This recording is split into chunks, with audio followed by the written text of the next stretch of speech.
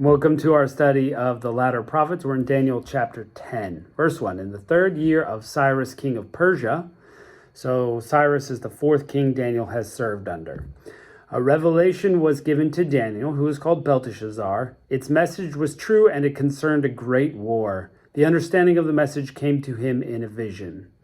So the understanding of the vision of this great war has come during this period of Cyrus. Now, the vision connects to the one he had in the last chapter, maybe at least 3 years previous, since it's the 3rd year of Cyrus, and he had that in the King Darius's reign. Second, at that time, I, Daniel, mourned for 3 weeks. He gets some understanding. He maybe has rehashed the vision, and he's upset. He's mourning for the 3 weeks. Over this revelation he's had over this great war to come. I ate no choice food, no meat or wine touched my lips, and I used no lotions at all until the 3 weeks were over. On the 24th day of the 1st month, as I was standing on the bank of the great river, the Tigris, I looked up, and there was before me a man dressed in linen, with a belt of fine gold from Uphaz around his waist. His body was like topaz, his face like lightning, his eyes like flaming torches. His arms and legs were like gleam of burnished bronze, and his voice like the sound of the multitude. So this strong voiced, super shiny, fire lightning guy has come before Daniel to help him out. He's even wearing a gold belt. Incredible. I myself would love to receive an angelic visitation just to connect with this amazing spiritual world that God has built. I think it would be awesome in multiple senses of the word. Frightening. Surely that would be frightening to see somebody whose eyes were fire. Wow. I, Daniel, was the only one who saw the vision. Those who were with me did not see it, but such terror overwhelmed them that they fled and hid themselves. So they don't even see what they're afraid of, but they're just so afraid they run and hide. And Daniel's the only one that sees this man of flame and lightning. So I was left alone, gazing at this great vision. I had no strength left. My face turned deathly pale, and I was helpless. Which, to be fair, would happen to anybody to see this amazing sight. Then I heard him speaking, and as I listened to him, I fell into a deep sleep, my face to the ground. So, he's out.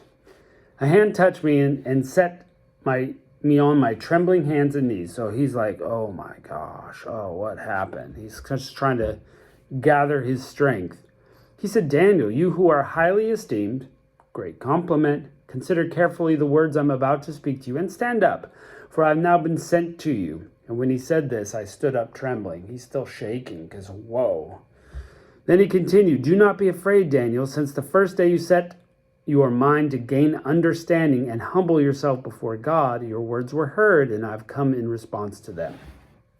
So as soon as you thought, I need help understanding this, God sends this angelic being to Daniel. But the prince of the Persian kingdom resisted me 21 days. So remember, for 3 weeks this has troubled him, and he has no answer, and he's not eating, and he's praying to God. It's because the prince of the kingdom of Persia is resisting this angelic being. Now, is this a demon that's resisting him? Is it, some other kind of spiritual being? And why are they being resistant? And why are God's forces being resisted? It just brings up a lot of questions. But to know that he's delayed on his way because it is a spiritual battle out there. And remember, this Persian kingdom, when we saw this word Persia before, it's Upharsin, Perez, right? It is what Daniel translated earlier with the handwriting on the wall. So it's literally of that kingdom. And it brings up the point, does each kingdom have some angelic being, some spiritual being over it? Or is it like the angels have a guy over that one and the demons have a guy over that one too, and they fight? Unclear. You can imagine that people from have all sorts of opinions all over the place. Put it in the comments if you got it. Love to see it. Then Michael, one of the chief princes, came to me because I was detained there with the king of Persia. Michael, a chief prince, an archangel, some call him, is the chief of Israel, the angel over Israel. So, of course, he's on the good team because Israel is chosen of God. Why are these guys resisting him? It doesn't say. Now, I've come to explain to you what will happen to your people in the future, for the vision concerns a time yet to come. And while he was saying this to me, I bowed my face towards the ground and I was speechless. Then one who looked like a man touched my lips, and I opened my mouth and began to speak. So, some spiritual prodding here. A different angelic being touches his lips, and he just can't help but speak. I said to the one standing before me, I'm overcome with anguish because of your vision, my Lord, and I feel very weak. How can I, your servant, talk with you, my Lord? My strength is gone, and I can barely breathe. So, pretty incredible there. My strength is gone, I can barely breathe. Just the sight of you is throwing me off. Again, love to see it because of the incredible nature of it. Obviously, probably be frightened out of my wits. Verse 18, again, the one who looked like a man touched me and gave me strength. Do not be afraid, you who are highly esteemed. He said, peace, be strong now. Be strong. When he spoke to me, I was strengthened and said, speak, my Lord, since you have given me strength. So he said, do you know why I've come to you? Soon I will return to fight against the prince of Persia. And when I go, the prince of Greece will come. But first I will tell you what is written in the book of truth. No one supports me against them except Michael, your prince. So this angel that's come to explain things to Daniel has to fight the king of Persia, the prince of Persia. Sometimes Michael gets involved and he fights him too. And there's this spiritual battle. It's just how it is. It's a spiritual battle out there. So we need to be prayed up. We need to be ready to... Our battle is not against flesh and blood, but against principalities, right? This is what it's talking about, this spiritual battle. Now, does it mean that God could be overwhelmed or overcome? No. It's not that kind of spiritual battle where the end is in question. It could go any way. No. But this is how God has chosen to make himself known in the world.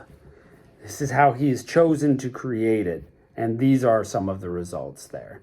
So what we do get is the fact that Daniel is promised that he will get this explanation from this angelic being. And you have to stay tuned till the next chapter. One thing I do want to point out is some people have taken this as a strictly literal, this is history, this has happened because of this word Greece in here. Okay? When it says the prince of Greece, some people go, well, that happened, right? Greece came in, took over everything. That's just history. It's not prophecy, it's history. Time out. If you go look in the Hebrew, it does not use the word Greece or nor anything like it. It uses the word Javin or Yavin. Okay, and that is a descendant of Noah, a grandson of Noah. And we've run into this before. So really, the prince of Javin is fighting against Michael and this angel. But what is that? We don't know the kingdom of Javin. We're not sure what it is. And of course, they're talking about end time stuff. So this could possibly be someone far down the line. Could be, could not be. This is the tricky part about prophecy. Sometimes it's very unclear. Sometimes we get an explanation, like we're about to get an explanation of some of the things, not all of the things. There are some things we just won't understand. And so when it comes to prophecy, we need to know what the prophecy says because it's scripture and we need to know it. But we also need to not hold too tightly to its meaning because it could have a close, proximity fulfillment. It could have a medium proximity fulfillment. It could have long-term fulfillment, like the end of times. This could be, a 3,000-year prophecy in the making.